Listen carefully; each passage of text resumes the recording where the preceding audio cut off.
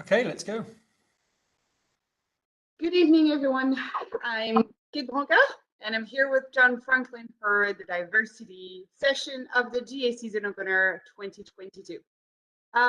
First, I'm very honored to be here this evening to present the diversity session of Okay, let's go. Good evening, everyone. I'm Cate Brancart, and I am John Franklin. So I'm sorry, we had a technical issue here, but I am the European Operation and Safety Manager for the General Aviation Manufacturer Association, which has been very supportive of this initiative called Aviation for All. Aviol is a European association promoting diversity and inclusion in the aviation sector. We had our first event in January, and since then we've had support from the whole industry. Specifically, I want to say thank you to EASA, John, Ingvi, you've been amazingly supportive of this work, as well as Antonio. And this is just a few names here. I also want to say thank you to Kyle Martin from GAMA, who is supporting this also, and a great big up to all the Aviol board who is working voluntarily on all these projects. So to just right now, I would like to present you the video that we've put together. We decided to go for a gender balance topic for this session, and so we've prepared a small video with a few amazing women profile in the general aviation sector in Europe, and I hope you'll enjoy it, and I wish you a very good evening. Bye-bye.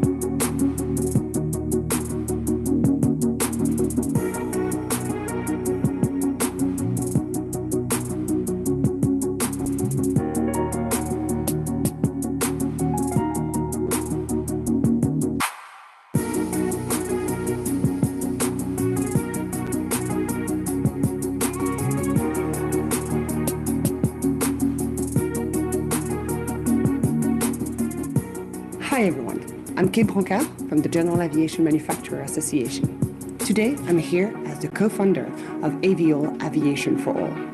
I'm in the office of EASA in Cologne, and I am presenting to you the diversity session of the General Aviation Season Opener 2022. Today I met with Rachel Deaschler in her office. Rachel is the head of certification at EASA. We talked about general aviation, women, and diversity. Let's see what she has to say. Rachel, thank you very much for being here today with us for the diversity session of the EASA GA Season Opener 2022. Today we'll be asking a few questions and try to understand a little bit more what's your thought on diversity and what are the advices that you could give also to the community. So could we start with you telling us your name, your full name, your job position, maybe a quick description, and then I'll start with the questions. Thank you for inviting me. So I'm Rachel Deaschler. I'm working at EASA as a certification director. So let's discover a little bit more about how did you get here, and could you tell us with a little bit of the GA angle, how did it start for you? How did GA arrive in your life and when? My first experience in aviation was the chance to get trained as a private pilot, actually. I had the chance to be offered a 2 months intensive training course to be qualified as a private pilot, and on top of that, it happened in the southwest of France, so in a fantastic environment, and I really enjoyed it. And after that, I got trained after some general engineering studies with a specialization in aircraft airworthiness.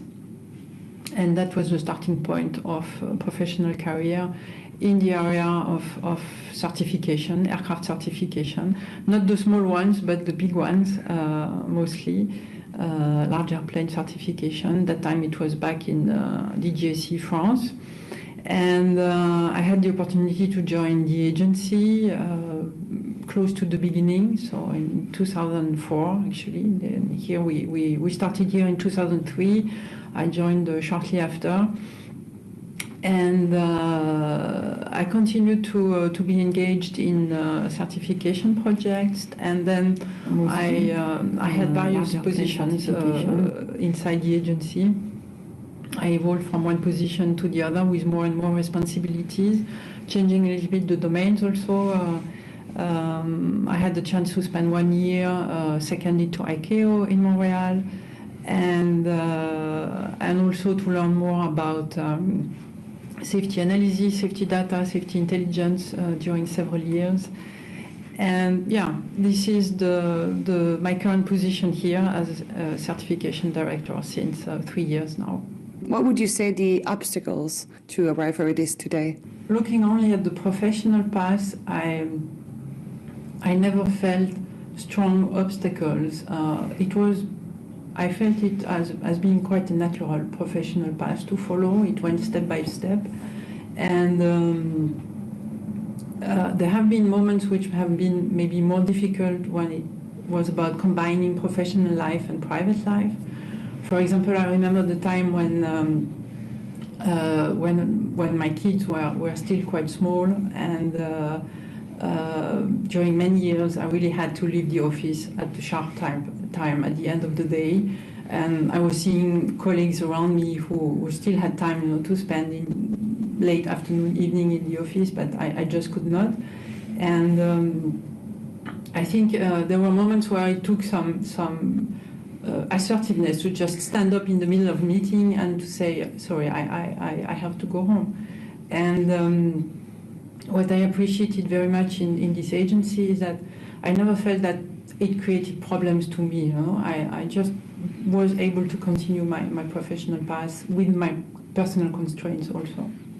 Well, that's amazing that you had the support of the work environment to do so, and maybe sometimes you have to dare to, as you said, stand up and say, this is the time I go home.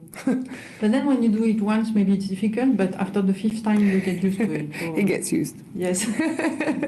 If you could change one thing in general aviation today, what would it be? But if you could highlight one thing that you think should change, what would it be for GA? I think that today general aviation is not easily accessible. It's an expensive activity. So you have young people, and I know a few of them who dream to become pilots, for example, or to become airline pilots, and they know they have to start with GA and becoming GA pilots. And when they start looking at what are the training offers, what is the cost of one flying hour in a club, they just feel it's a too big mountain to climb, So I think that's a problematic. Mm-hmm. Do you have advice for the community? What should we do to change that?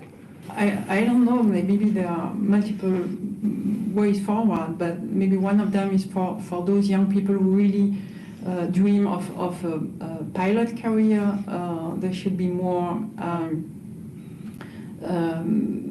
funding, subsidizing coming from the big airlines when they are in big recruitment campaigns. And it needs to be organized to be able to find really the most capable and enthusiastic future professionals. Yeah, for airlines and the industry in general. Yes, definitely.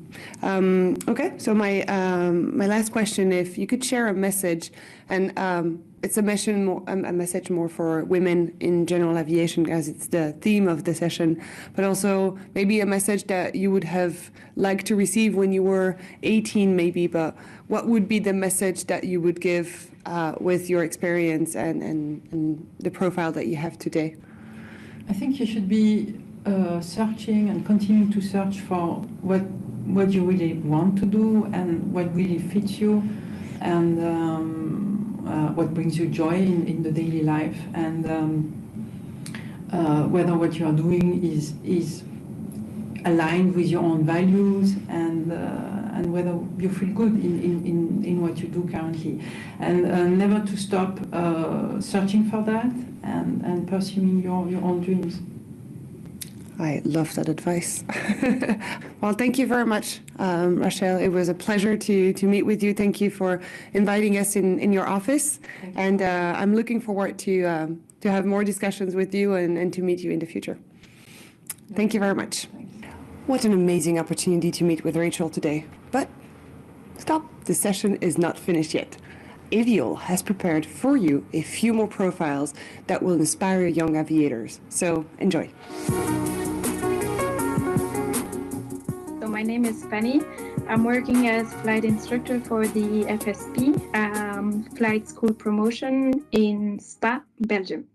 Well, my name is Emilija Samardžija, and I've been working at Serbia and Montenegro Air Traffic Services last 22 years. Currently, I hold the position of theoretical training instructor. My name is Marija. I'm 25 years old. The company I work is Konelek Aerospace Engineering from Belgrade, Serbia. We make tools and equipments for the maintenance of civil aircrafts. My position, I'm project manager and CNC programmer. I'm making programs for tools that help maintain aircrafts. For example, when machinists repair flaps, for example, on airplane, it is necessary to have a tool that fixes them in neutral position. I make tool like that. So my name is Melanie Astles, and I'm an aerobatic pilot and an air race pilot, and also I fly rides for people and sharing the joy of flying aerobatics. So actually, it started a few years ago.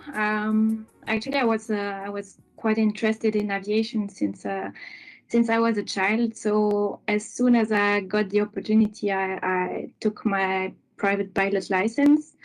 I was maybe like 17, something like that. And then my plan was to study at university, and that's what I did. I studied economic at university. And at the same time, I started my commercial pilot license with an instructor rating.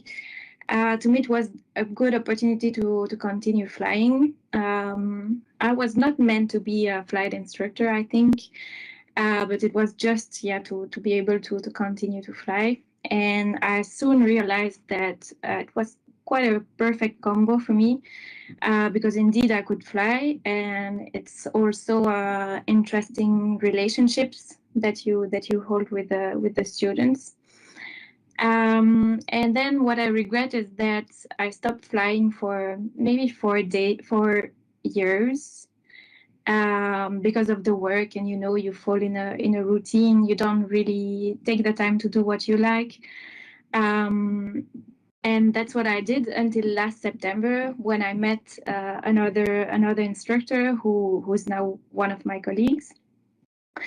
And actually, he told me that they were looking for a new instructor, which I became.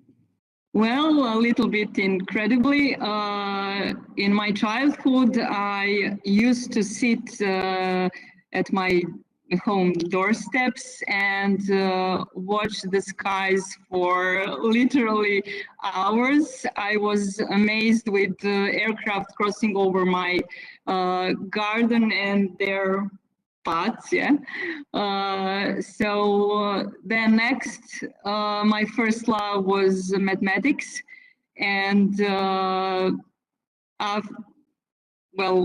therefore, after finishing high school, I wanted to join and successfully joined the Faculty of Air Traffic and Transport Engineering.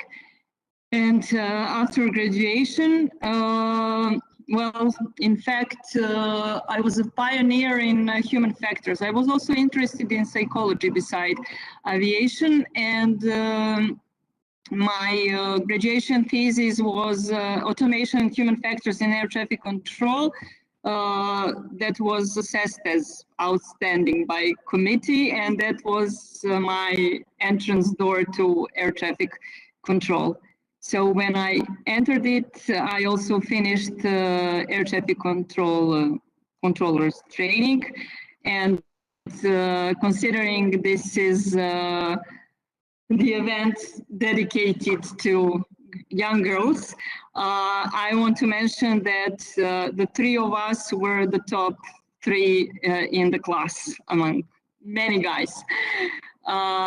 So that's it, how it began, yeah.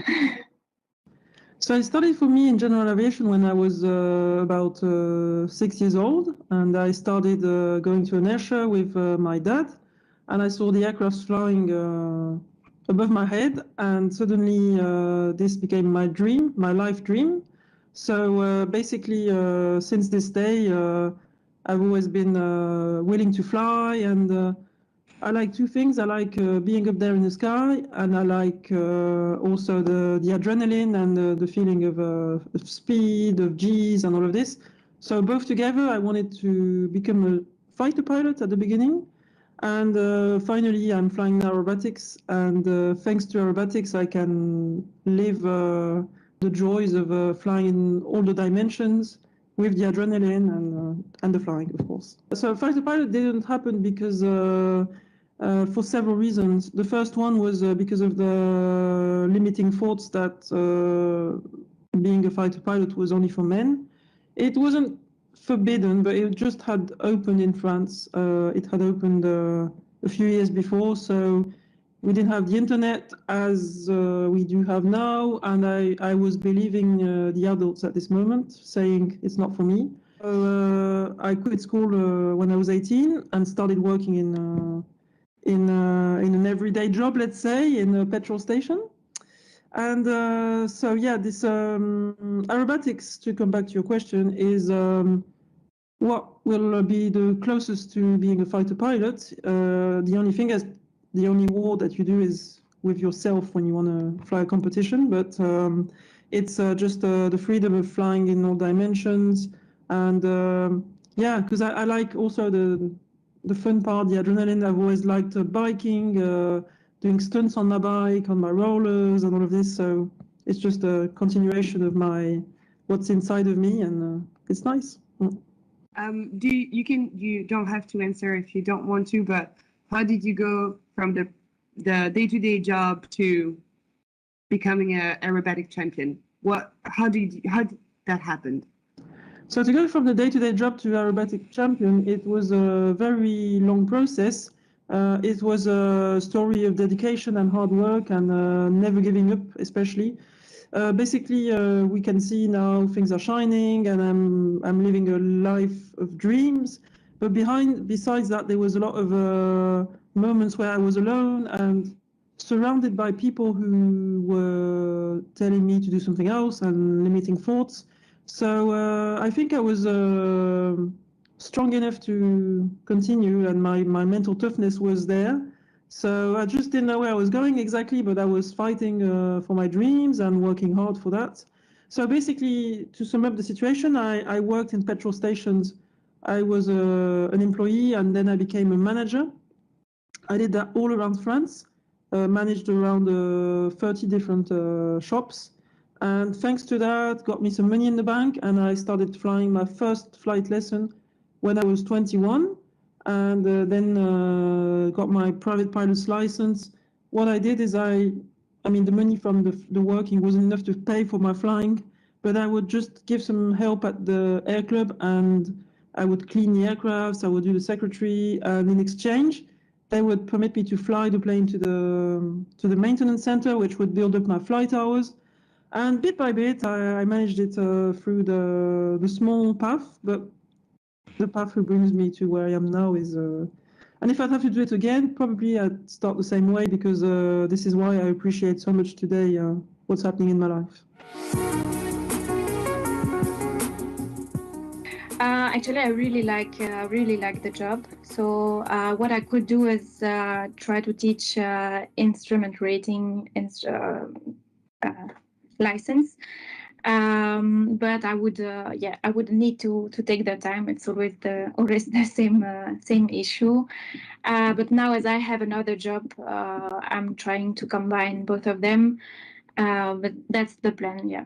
I also wanted to mention when I joined air traffic control, it went well. You know, first I was flight procedure designer, then had various positions in aeronautical information service. I managed a team of 10 staff, among which were at least 5 air traffic engineers.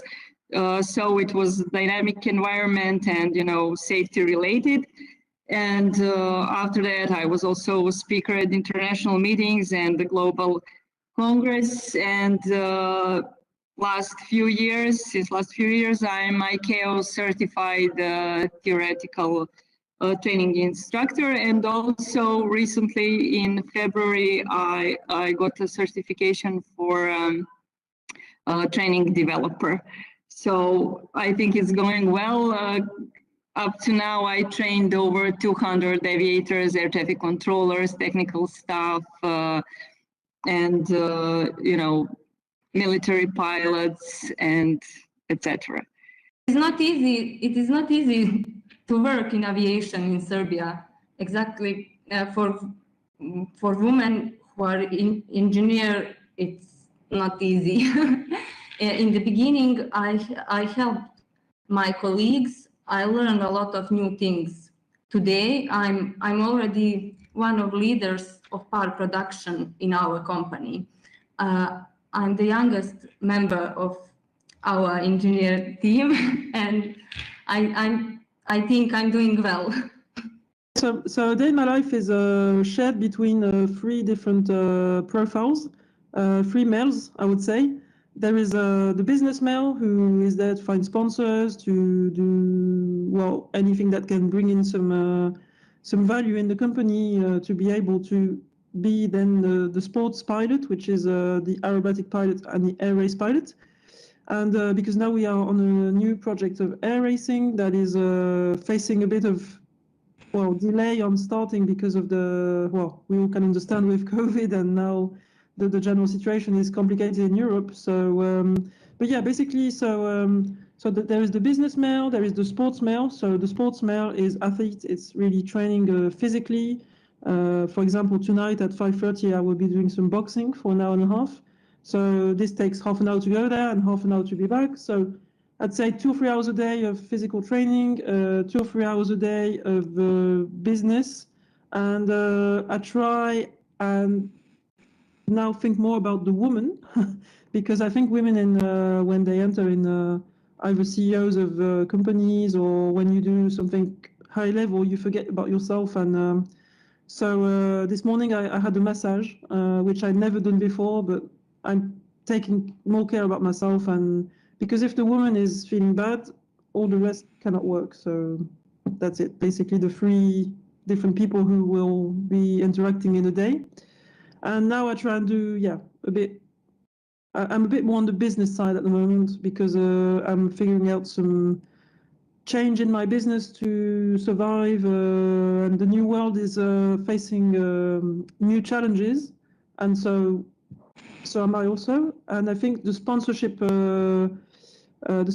way of doing things, just you have a sponsorship and you have a branding, it's different now. It's we need to figure out, well, first of all, with ecology and also, yeah, companies don't have as much money as they used to for marketing. So I'm focusing a bit more on the speeches now and on the inspiration side and giving speeches in companies, which is not my main job at the beginning, but maybe it's a good way for me to survive it.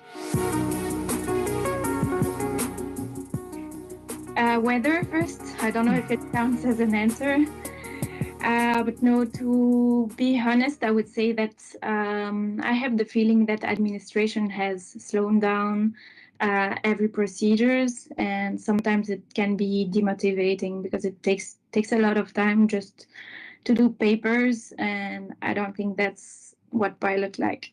That would be it. I would like aviation staff to be widely supported through coaching and coaching techniques. And currently, it is just my daydream to do something like that. But I think in the near future, I will start planning it.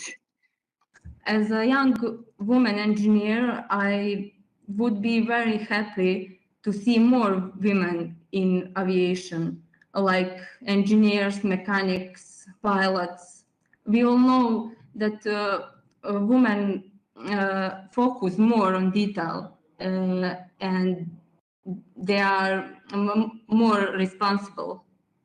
If I could change one thing, it would be I would say, the mentality of people who are, the mentality of people who are not into aviation, because I was like this before. I thought aviation was a closed world and we couldn't enter in it, and I had so many limiting thoughts about that.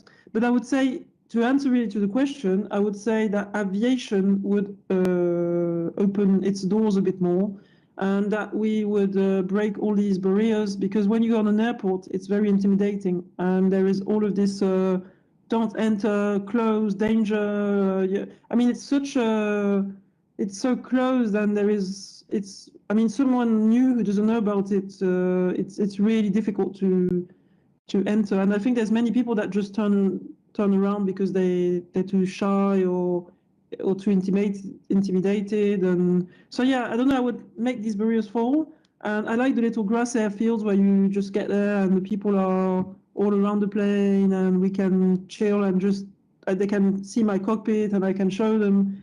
It still exists, but there are very few airports like that now. But yeah, I remember when I was a little girl, I went in Nice airport with my dad. We could actually go on the terrace and picture the aircrafts and get close to the aircrafts. And I know it's impossible, but if I'd like to have a wish and change things, I'd dream of a better world where we could just, get closer to the aircrafts.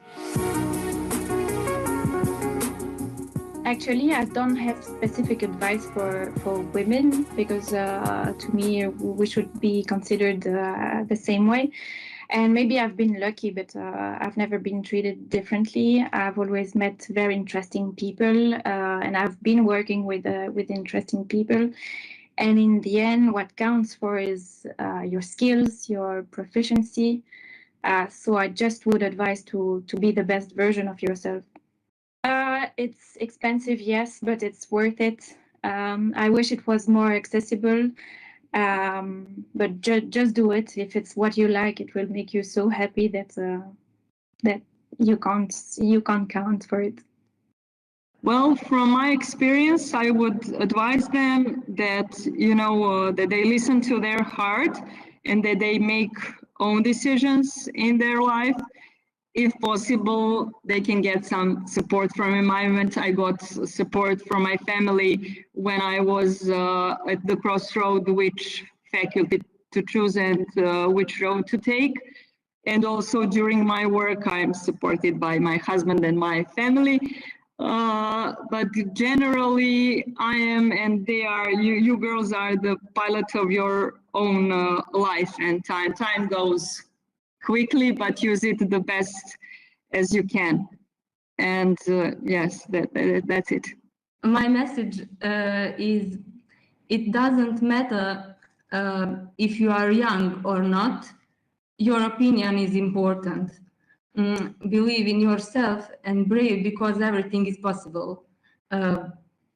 You are a woman, and that is your superpower. There is one message that I apply in my life, and I'm a very introvert and shy person. So even if sometimes I feel extrovert, it's just like I'm pretending to be. I would say there's one sentence I was told one day by a taxi driver in USA. It's before you ask, the answer is always no. And on the moment, I didn't more or less understand the sentence. But then now it's so evident. It's like often we don't ask. because we're scared of having no. But if you don't ask, it's no anyway. So if you want to be successful in general aviation, just go on your LinkedIn, go on your email, figure out how to contact the best in the business you want to succeed in. Just get the best and ask them how they managed to become the best. And believe me, to have done it myself, and even a few years ago, it's very seldom that people don't answer this question, because on my side, I don't get that question asked very often. So and when I get it, I like answering to it. Sometimes on the message it's difficult, but if someone really would insist and ask me in a conversation, I would be so happy to share and to help also. So yeah, I think basically just ask, and if I don't answer, sometimes I don't answer, but it doesn't matter, because you've just lost one minute to write a message, but it's just like, try it. And the women, we are often very shy, and we have a lot of lack of confidence on some opportunities we could have, and still me, sometimes it's like, no, it's not for me. Even the speeches, it's like, oh, maybe some people are better. And when you see in the speaking world, it's mainly men, inspirational, motivational speakers, and you get very few women. So, but I'm thinking like, oh, it's only men who could inspire people, but no, it's not true. There's a spot for everybody, and yeah. So just ask, and get the more no's you can, so the yes will arrive then. Thank you, EASA and Aviol, for this great session about diversity. My name is Nuri Malkumian, and I hope you will enjoy my video that indirectly shows my support of diversity and inclusion in the European aviation sector.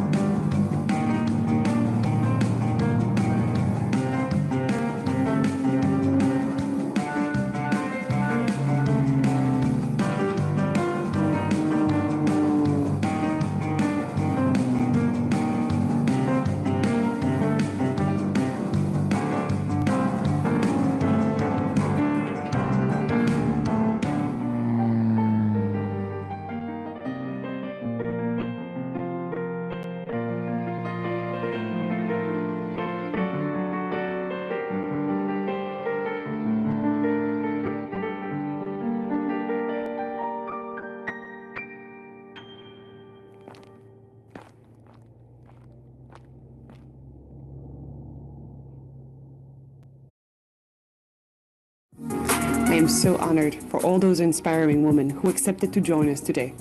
Don't forget to follow Aviol, Aviation for All, on social media, or also feel free to contact us for any collaboration in the future. Together, let's make diversity and inclusion in the European aviation sector our priority. Thank you. Bye-bye.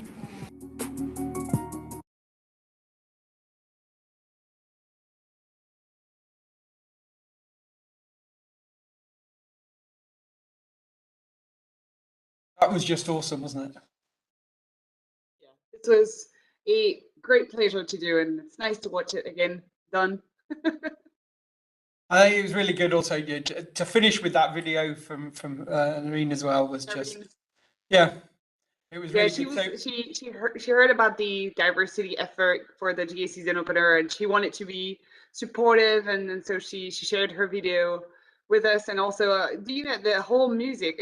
She composed it. She's playing the piano, composing it, and playing it on the runway. So it's just unbelievable, and it's a good way to inspire young generations and women. So I hope everyone enjoyed the video. John, I hope you enjoyed the video. I did. It's been great. Obviously, I've been watching you and Ingvi put that together over the last week or so and before. And yeah, it's great to see it all come together, and yeah, fantastic. Huge thanks to you and everybody else who supported our season opener in the last. I tried to add up. I think we've had about 40 people from across Europe involved. I know we've had audience members from Argentina to New Zealand and pretty much every corner of Europe.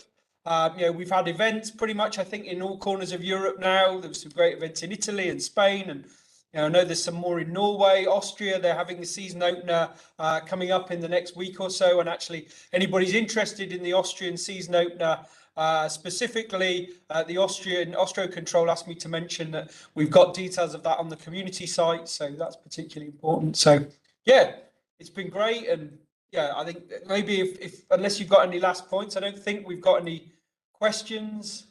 No, I think we answered the questions on the WebEx and on YouTube, and I just want to say it's been a very interesting journey, and I enjoyed every step of it last week in Cologne and this week from Belgium, and I think this is amazing. I'm very grateful for everyone who supported the sessions, and I can't wait to do this again next year and have even more people attending the GA season opener.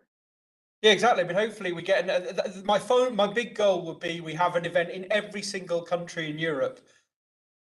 I'll be happy when we reach that point. So yeah, it's just a start. Yeah, thanks for being everybody who's been part of it.